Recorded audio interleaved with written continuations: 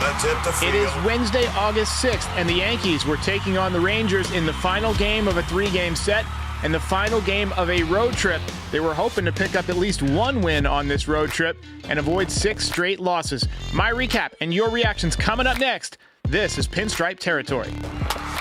Just wanted to talk, that's all. All right.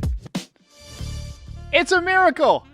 How's it going, everybody? World Series officially back on.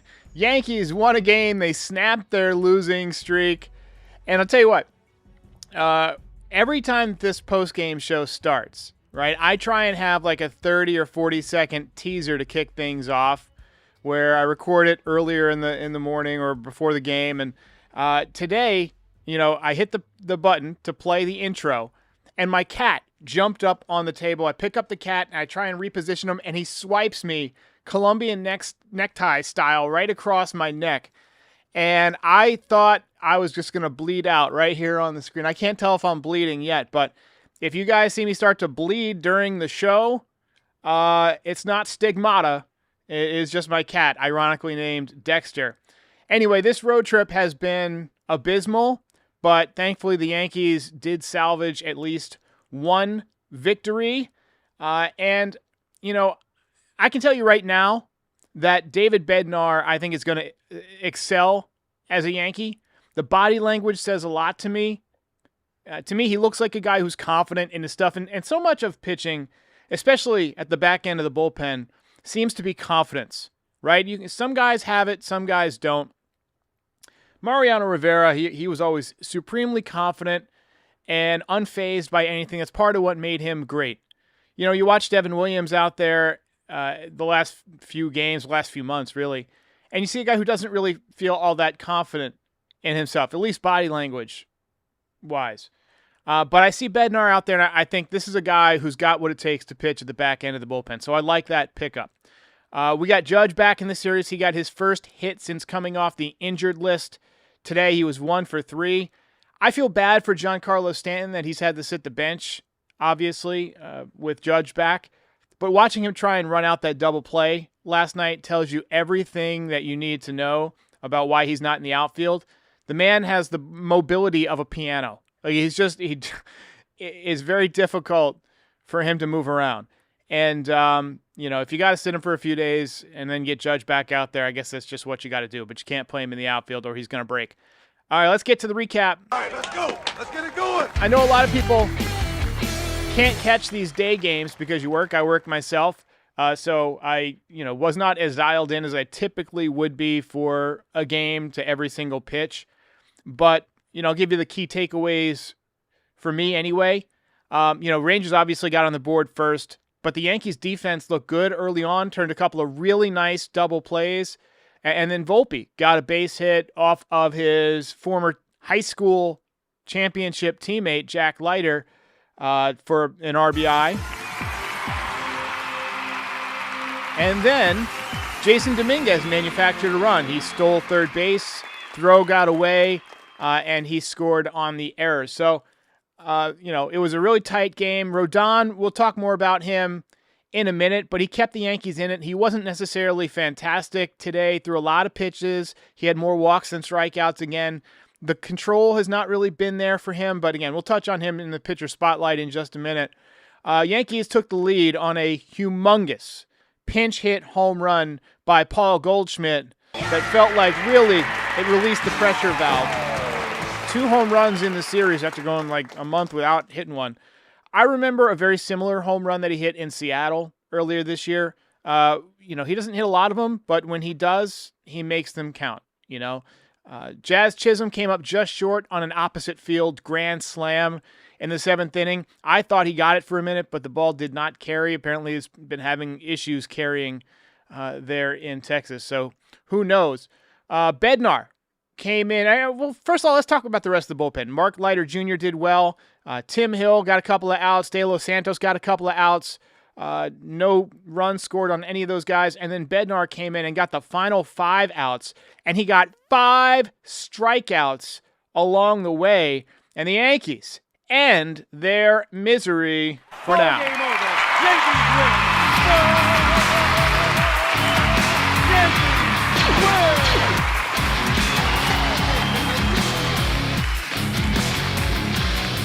Brian says, you guys see Boone making or using ChatGPT for his pinch hitting decisions. Interesting. Very interesting. No, he's obviously not doing that. But, yeah, there's definitely some odd situations over the last several days where Boone has either pinch hit for somebody or not pinch hit for somebody. And, you know, the bullpen decision's obviously questionable. And that's why Boone has come under fire. A lot of his in-game decisions have not gone well, or lack of decisions. You know, and it's not second guessing. A lot of times it's first guessing. And I am going to talk a little bit about the Yankees organization right now and take some voicemails that are going to sound pretty negative for a post-game show that follows a win. But we didn't do a voicemail show this morning, and I felt like the last few days have been very emotional for Yankees fans. A lot of them have called in very upset, enraged, you could even say. Some people distraught. And I wanted to let those comments have a chance to breathe, because that's a lot of what we do here is just, you know, pinstripe therapy for everybody.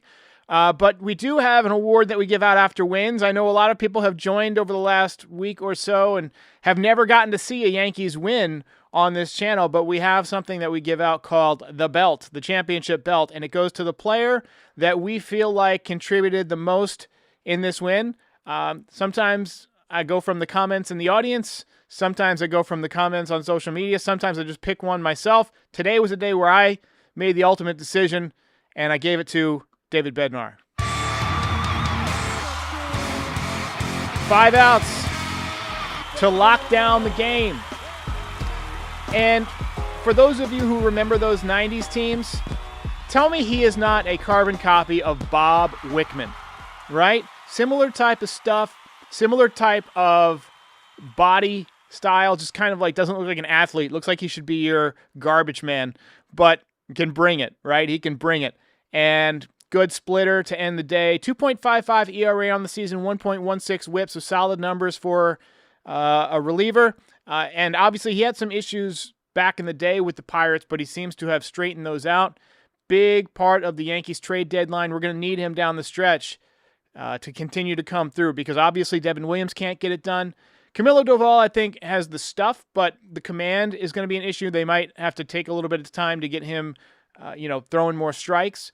David Bednar is a guy who can throw strikes, and he's going to be a major part of what the Yankees do or don't do down the stretch. Nice job.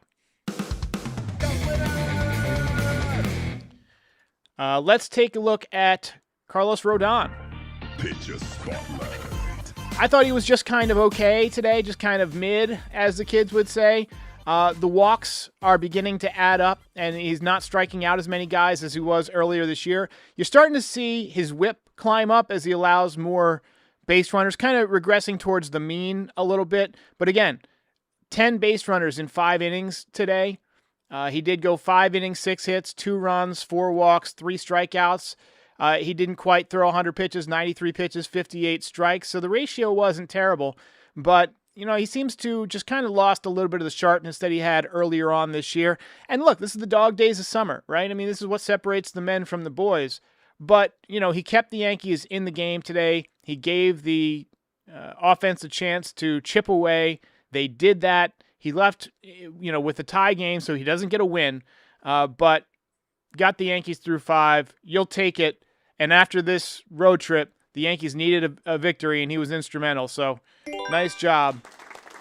But again, I agree with David Bowers in the chat, who says too many walks for Rodon. You'd like to see less walks because he's also kind of home run prone, right? And you can give up home runs. You can give up solo jacks all day long. Well, not all day long, but you can give up a home run a day if it's a solo shot. But if you start walking guys and those home runs turn into 3-run shots or 2-run shots, that's how you allow games where you give up 8 runs, or your ERA jumps a half a run in one game, because you're basically allowing crooked numbers. So, big start for him. He kept the ball in the ballpark. And again, solid season for Carlos Rodon on the year now. Again, 3.35 ERA. He has 11-7. He's made 24 starts, 139 and 2/3 innings, 159 strikeouts. Okay, so now let's just talk about this road trip as a whole. The Death Star has not been as functional lately. You guys remember when Cashman declared the Yankees were a fully functional Death Star few years ago, or fully operational Death Star, I think is what he said.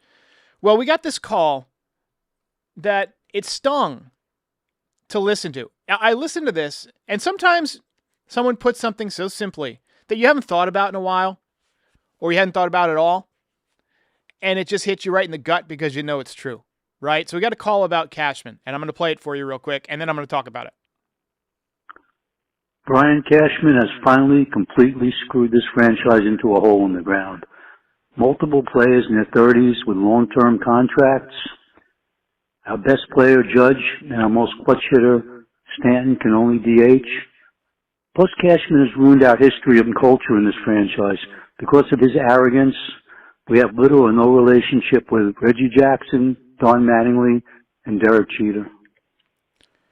It was that last part that got to me.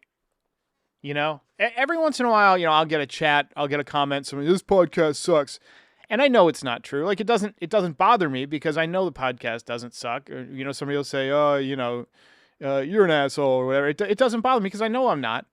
But when someone says something that's true, that stings, it gets to you. And it bothered me. I grew up watching Jeter and Mattingly. I didn't grow up watching Reggie Jackson, but my brothers did. And it really does sting that these guys are not a bigger part of the organization. I remember growing up, you'd have the Old Timers Day, and I figured this would be a good time to mention this because we do have Old Timers Day coming up, and you had Joe D out there, and you had Mickey Mantle and Whitey Ford. You had all of these legends that I didn't get to watch, but it was great to see them around, and then they would have them stop by the booth occasionally. I mean, you had ex-players involved in the coaching staff, right? You had Mel Stottlemyre. You had Willie Randolph. These are guys that were on championship-winning teams, and they were involved in the coaching. Right now, the Yankees don't really have that. They don't have a lot of ties back to those championship years. Boone is the manager, but he was on the team when they lost the World Series. He didn't win a World Series with the Yankees. Not as a player, definitely not as a manager. And I think about the fully operational Death Star comment, and to me, it's kind of funny because in the end, the Death Star blew up, right? The Death Star lost, right? And it makes me wonder if that's what really kind of needs to happen for this organization to get right, to repair those relationships. Do we need a regime change in the organization, right? I'm not talking about a soft rebuild where you go out and you get a couple of more free agents and you hope to patch over the problems that you have. I'm talking about burning the blueprint, bleaching the hard drives, starting from zero. I'm talking about a new GM. I'm talking about a new manager. I'm talking about new coaches. I'm talking about a lot of new players. I'm talking about getting rid of all of the scouts, all of them. Pro, amateur, international. If you've said the words in a Yankees boardroom, this guy's got some upside, get the fuck out. You're fired. I want new doctors diagnosing injuries. I want new trainers training and treating injuries. I want a brand new brand of MRI machine. Switch up the sod at Yankee Stadium. Do whatever you've got to do. Change the bat supplier. Get new sponsorship deals for the people who supply your gloves, your spikes. No more WB Mason. No more staying at Hilton. It's back to roadside motels until this organization earns the right to have luxury again. We got too many captains on this island, to quote my favorite movie. We got too many cooks in the kitchen. I want these guys to feel uncomfortable. I want them to sense that military presence that George Steinbrenner used to have in spring training, that stressed the importance of fundamentals. Look, we won today. Great. But we went one for the road trip. And I don't think they're sweating the details enough. I sweat the details. Right? If I get a detail wrong, it bothers me. You can't get everything right in life. You're never going to get everything 100%. But I want guys who will do whatever it takes to win. I want an organization that will spend whatever it takes to win and do whatever it takes to get back on top no matter what. I want them to literally change everything, because if they don't, I feel like nothing is going to change. Let's have some standards again. Shane Johnson says we have officially chosen a closer. Thank God. Let's take a few more voicemails. It's just a reaction. This one is from Hugh. Good morning, Derek. This is Hugh from Brooklyn. And my prediction is it's not that working. Boone will be fine. Oh, there we go. Hang on. Good morning, Derek. This is Hugh from Brooklyn. And my prediction is that Boone will be fired tomorrow morning, Thursday. If not, this is gross mismanagement by Cashman and also Steinbrenner. Have a nice day. I don't think they're going to fire Boone in season. I say it would go against everything that they've done in the last couple of decades. Right? They're loyal to their guys. They might make a change in the offseason if they miss the playoffs, but I'm willing to bet. I'll bet you a quarter pounder with cheese, Hugh. Here's a call about the Yankees used to be fun. Hey, Derek. Williams messed up another game, which we know from last night. I hear a bunch of people, adults talking about, but I want to know, I didn't get to watch that. So, and we're playing like this season completely. So, I don't know. Just wanted to hear your thoughts. Okay. All right. Bye. So you trailed off a little bit there at the end. But he wants my thoughts on whether or not the Yankees actually used to be fun to watch. And I can confirm 100% they were fun to watch. Back in the 90s, they were amazing to watch. They were scrappy. It was a whole team of scrappy players. I can't tell you how much fun Jeter was to watch in his prime. Just diving and clawing for every inch. You want to know what the Yankees were like to watch? There's a few games that I would recommend. The Jeter dive into the stands game. I don't remember the exact day. I think it was July 1st, maybe 2004. And that was at the end of their run. Their championship years were mostly done by then. That was in the middle of their drought from 2000 to 2009. But Jeter diving into the stands tells you everything you need to know. That was a scrappy team. Go watch some highlights of the 2009 season. All the comeback wins. That was a fun team to watch. A lot of chemistry. Go watch some highlights from the 2017 ALCS. That was a fun team. Young, scrappy guys. But going back to the 90s, it was just like there was no stars, right? I mean, we think of Jeter now as this megastar and Rivera as the GOAT, but back then they were just young players. Your biggest star was Bernie Williams, who was kind of like an understated guy. He was a classically trained musician, right? He wasn't out there to pimp home runs. He was out there to just play hard and have fun so he could get back to doing music, Paul O'Neill was so full of fire and so full of intensity that it was just, you could feel it coming through your screen, and you can hear it sometimes in the way that he announces. I mean, he's just one of these, he's one of these guys that is so competitive, and that just was dripping off of this team. Darryl Strawberry, sweet swing. I mean, Tino Martinez, line drive machine. So much grit. So I can confirm that was a fun team to watch. Quick word from our sponsors today, then back to wrap things up. Kratz, there are a lot of people out there that pay rent and they don't get anything for it. Might as well change that. You can get some rewards for flights, hotels, tons of stuff. With Bilt, you can earn flexible points that can be redeemed towards airlines, hotels, a future rent payment, your next Lyft ride, and much more. It doesn't stop there. Bilt is about making your entire neighborhood more rewarding. You can dine out at your favorite local restaurants and enjoy experiences just for Bilt members every month. They're turning a monthly expense into an opportunity to earn rewards and discover the best that your neighborhood has to offer. Your rent is finally working for you. Earn points on rent and around your neighborhood, wherever you call home, by going to joinbilt.com/foul. That's joinbilt.com/FOUL. Make sure to use our URL so they know we sent you. joinbilt.com/foul. Go for it. All right. Appreciate it. We got some chats here to get to. So Doug Rao. Oh my. Oh, Cheese Alert says, if Amazon buys the team, at least we know the guys we get in trades will get here overnight.